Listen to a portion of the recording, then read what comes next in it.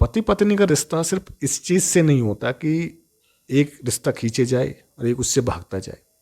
एक पुरानी टाइम की स्टोरी, एक ऋषि हुआ करते थे। जब ब्रह्मा से उन्हें वो उत्पन्न हुए थे तो उन्होंने, उनके मन में था वो भगवान विष्णु की पूजा करें, पर उन्हें इस दुनिया में आबादी को बढ़ाना था, जनसंख्या बढ़ानी थी, इसलिए उन्हें शादी करनी पड़ी।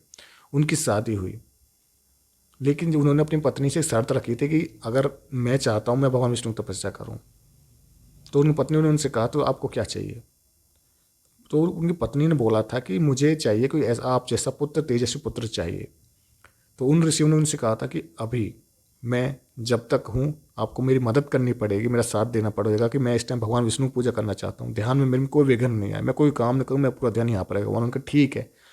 तो वो भीख मांग मांग के उनके अपने पति की सेवा की तो पति ने तपस्या की, उनकी तपस्या पूर्ण हुई और उन्होंने पति की पूरी सेवा की। जिसके बाद में जब तपस्या पूर्ण हुई, उसके बाद में जो ऋषि थे उन्होंने अपनी विद्या से, पूजा के फल से, भगवान विष्णु चाहते थे वो उन शरीर से मुक्त हो जाए, लेकिन उससे पहले वो अपना धर्म निभाना चाहते थे।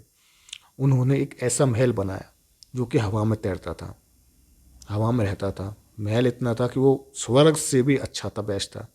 वहाँ पे अपनी पत्नी के साथ में उन्होंने अच्छा टाइम किया, अच्छा टाइम स्पेंड किया साथ में। उनके बच्चे हुए। फिर उसके बाद वो ऋषि अपनी पूजा से वहाँ से चले गए और उनकी जो पत्नी थी उस बच्चे के साथ में रहने लगे। उनके साथ राजपाट अच्छे से, उन्हें राजपाट के सोने चांदी सबसे उन्हें भर दिया गया।